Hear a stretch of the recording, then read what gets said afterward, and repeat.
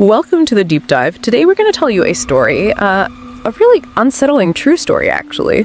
One that, well, it stuck with the person who lived through it for years. We're looking into the experience of a man named Mr. M, who found himself in, honestly, an unimaginable situation while he was just trying to care for his injured girlfriend in this remote hospital.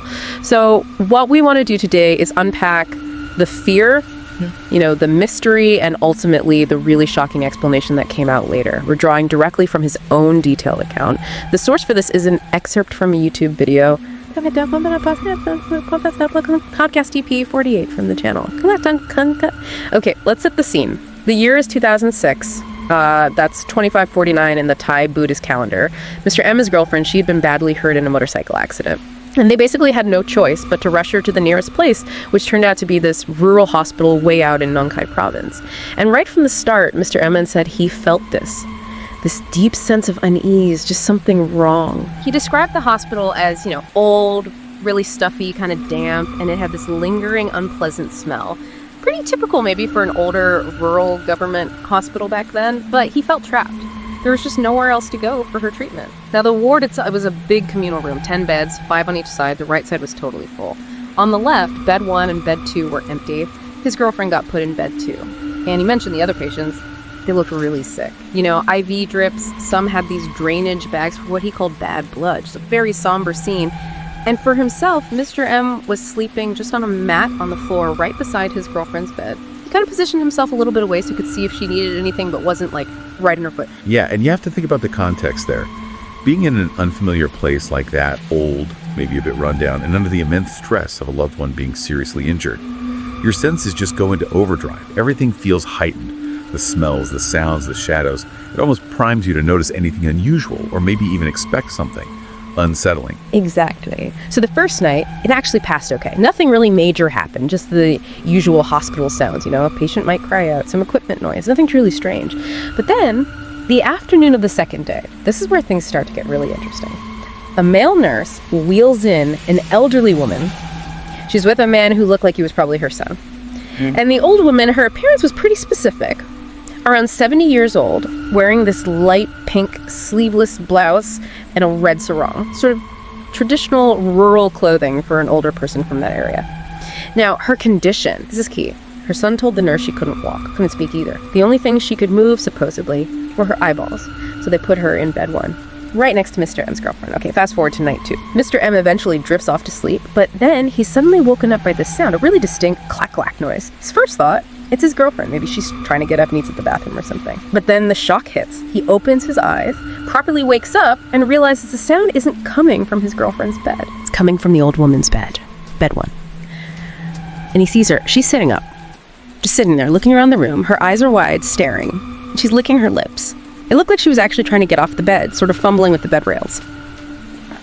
So Mr. Hammis, still kind of half asleep and confused, he just instinctively asks her, Grandma, what are you doing? Where are you going? Can I help you? And the response, it was immediate and really unsettling. As soon as she heard his voice, boom, she just dropped straight back down onto the bed, perfectly still, like nothing had happened. Right, and that immediate contradiction, that must have been incredibly jarring. Totally. You're told, point blank, this person cannot move.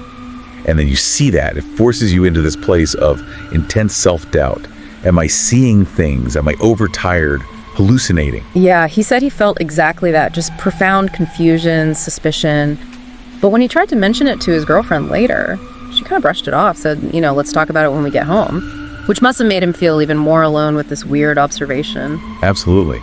It isolates him further in that experience. So you can guess how night 3 felt for him. His anxiety was through the roof. He was so scared he actually moved his mat even closer, like right underneath his girlfriend's bed, tucked himself away. He said he couldn't sleep on his side. He was too afraid of either facing her bed or having his back to it, so he just lay there, flat on his back all night long, staring up. And then, deep in the night, the terror comes back. He hears it again. It's a clack-clack sound. Very cautiously, he just squints his eyes open a tiny bit. And the old woman, she's not in her bed. Now remember, he's under his girlfriend's bed, so his view is low. He can mostly just see the floor area. And then he sees this horrifying thing unfold. He watches as the old woman walks over towards his girlfriend's bed. And she leans down and sniffs her wound. Oh my God. Yeah, and it doesn't stop there. The nightmare just kept going. After sniffing his girlfriend's wound, she goes to bed 3. then bed 4, bed 5, then crosses the room to the other side, and she sniffs the wounds of every single patient in that room. But here's the most chilling part. If a wound was actually seeping blood, he saw her lick it with her tongue. Lick it. That's predatory. It's beyond just strange movement. Exactly. He couldn't stand it. He makes this loud noise like a cough or a grunt, trying to wake anyone else up. And what happens next is just impossible. The second she hears him, she runs back to her bed. But not like a normal old lady run. He described it as unnaturally fast, terrifyingly swift for someone her age. Claims right back in, instantly still again. He even noted just picturing a 70-year-old running that fast is scary enough on its own. Wow. Okay, so this really changes things, doesn't it? We've gone from a confusing sighting to, well, undeniable terror.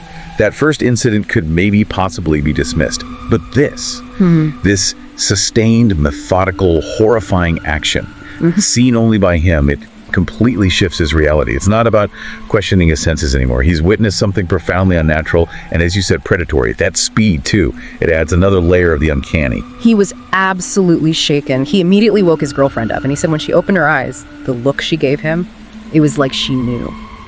Without him even saying a word, they just stayed awake together after that, side by side until morning came. So day 4 arrives, and Mr. M is struggling during the daytime. He's terrified, but he's also too afraid to tell the nurses what he saw. He's worried they'll just think he's crazy, So he keeps this horrifying secret bottled up. But then comes night 4, and there's a new sound. This time, it's a kind of sucking or slurping noise. Oh, no. Yeah. And once again, he looks. The old woman is gone from her bed. He's paralyzed with fear, but he's also incredibly worried about his girlfriend, about everyone. So he slowly, carefully raises himself up just enough to look around the room properly. And that's when he sees the ultimate shock. He finds the old woman squatting down next to the bed of one of the really severely ill patients, and she's sucking the bad blood directly from the drainage bag that was attached to that patient. Straight from the drainage bag. Straight from the bag. That was it for Mr. M. That was his breaking point. He just couldn't take it anymore. He bolts out of the room, runs straight to the nurse's counter, and just frantically spills everything he's seen. The walking, the sniffing, the licking, the running, now this, sucking. And the nurses' reactions, they were really unsettling in their own way, divided. The first nurse, she tries to calm him down, says the usual, oh, the old woman can't walk, basically dismissing his panic. But then another nurse who was standing there, she gives Mr. M this really strange, almost knowing look. And she tells him, okay, report it to the doctor in the morning. But then she urges him, go back to your girlfriend's side. Go back now. Because, she says, she's worried about him. That is fascinating. The split reaction. Right. The first nurse represents that sort of rational dismissal. The standard procedure. That can't happen. Right. But the second nurse, that knowing, look, the urgency about his safety, not just dismissing him, it strongly suggests something else is going on. Maybe a shared, unspoken knowledge within the hospital staff, or at least an awareness of local beliefs, local folklore, things that aren't in the medical textbooks. It hints that maybe some people there do acknowledge another possibility, even if they don't say it outright. It definitely spooked him even more. He couldn't sleep at all that night. And his girlfriend, clearly aware of his terror and having seen something herself, she whispers to him, confirms it. I saw it too. And says they'll talk properly when they get home. So again, they just stay awake together, finding some comfort in each other until the morning. Day 5. The old woman's son happens to visit, which Mr. M noted was kind of unusual. He didn't come every single day. Anyway, after the doctor does his rounds and checks on his girlfriend, Mr. M pulls the doctor aside. He tells him everything, start to finish, all the horrors he's witnessed over the nights, and the doctor just listens, gets this really strange look on his face, and then simply tells Mr. M, stay one more night, just one more, then we can talk more in the morning. Mr. M was really hesitant, obviously, but he agrees. He and his girlfriend decide, okay, one more night, then first thing tomorrow they're demanding a room change, no matter what. Then comes night 5, the climax. He said the room was just eerily quiet that night.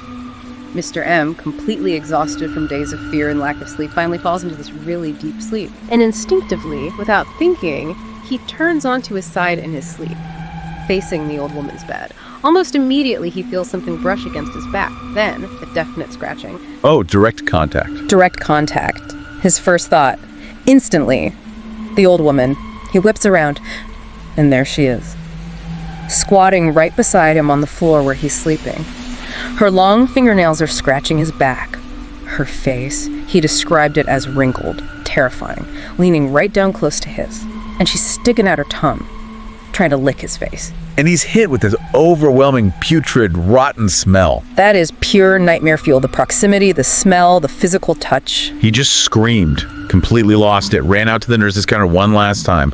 But this time was different. This time, the nurse, maybe the second one from before, maybe another one, he didn't specify she believed him. She actually said to him, "I saw it too, but I couldn't speak." Wow, confirmation from a staff member. Yeah, so the next morning, day 6, Mr. M tells the doctor everything again and says, "We need to change rooms now." And this time the doctor just agrees immediately. No argument, no hesitation, just okay. Then comes the really crucial part, the confrontation.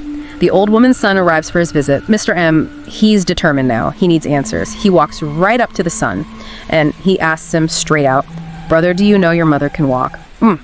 And the son's reaction, it wasn't surprise, it wasn't denial. He was calm, almost resigned, and deeply unsettling. He just says, "You saw it." Mr. M confirms, "Yes, I saw her walk like a normal person since the first day she got here." And then he lays it all out, the sniffing, the licking, the running, the scratching, everything. And that's when the son makes his chilling confession. He looks at Mr. M and says, "Yes, I know, my mother is a pop." There it is, the explanation, rooted entirely in local folklore and belief. The pop. Exactly. So can you maybe unpack that for us? What does that mean according to the son's explanation? Right. So according to the son, this explanation connects everything Mr. M witnessed to a specific supernatural entity in Thai folklore, particularly Isan and Laotian folklore. He explained that his mother, she was originally from Saran province, and she used to be a respected figure, a kind of spirit doctor or holy person. The terms he might have used are Maymor or Mortham. These individuals sometimes practice forms of magic, maybe raise or command spirits. Okay. And the son said to sustain these spirits she worked with, she apparently needed to offer them blood and raw meat regularly. But something went wrong with her practice, some kind of mistake, or maybe a transgression. And the consequence was that the spirits she was supposed to control, they turned on her. They essentially entered her body, started consuming her from within, and transformed her into this entity known as a pop. So the pop is like a person possessed and consumed by these spirits. Essentially, yes. A body inhabited by a malevolent spirit, often with this insatiable hunger for blood and raw flesh, intestines, things like that. And it can apparently leave the host body, especially at night, to seek out these things, which aligns perfectly with what Mr. M saw. Wow. And the son knew this. That's what he claimed. He said he didn't used to believe in this stuff himself. He brought his mother home to take care of her when she first got sick, but he hired caregivers, maybe 4 or 5 different people over time. And every single one of them quit. Why? Because, they reported, his mother would get up and walk around at night. She'd be looking for raw food in the kitchen. Sometimes, if the caregivers were asleep, she'd apparently come and lick their faces. Just like she tried with Mr. M. Exactly. Yeah. So the son and his wife, they just couldn't handle her at home anymore. It was too much, too disturbing. They hoped maybe the hospital, maybe that environment would be a better solution, or perhaps contain her somehow. And then he actually apologized to Mr. M. Apologized for his mother being a pop. He apologized. Yeah. And that calm acceptance, that apology, Yeah. it really underscores how deeply ingrained these beliefs can be in certain cultures. For him, it wasn't psychosis or delusion. It was a known, albeit terrifying, supernatural reality they were dealing with. It provided the only framework that made sense of his mother's actions. That is incredible. Just Right. incredible. So what happened after that confession? Well, after hearing that, Mr. M immediately changed rooms, got himself and his girlfriend moved, and thankfully after that, no more strange incidents happened, nothing weird at all. His girlfriend recovered well from her injuries and was discharged just 2 days later.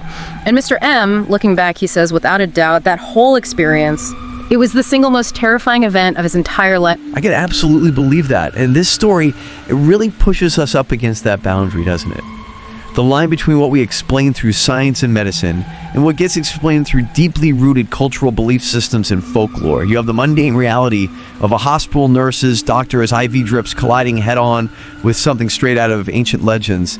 How do you reconcile those two things? It really makes you wonder, what other unseen realities or unacknowledged beliefs might exist just under the surface, especially in places where local legends and traditions are still very much alive. It's a challenging thought. It absolutely is. We've definitely explored a truly chilling and really thought-provoking story today. We really hope this look into Mr. M's terrifying experience and understanding a bit about the cultural context of the pop spirit has given you some unforgettable insights, maybe some chills too. And hey, if you have sources or mysteries you think we should look into, please reach out. We always want to hear your ideas. Also, if you found this story compelling, please do us a huge favor like this, share it, and subscribe to our channel, Horror Docs. Your support genuinely helps us keep bringing these kinds of stories to you. So until our next story, stay curious, keep questioning, and keep learning.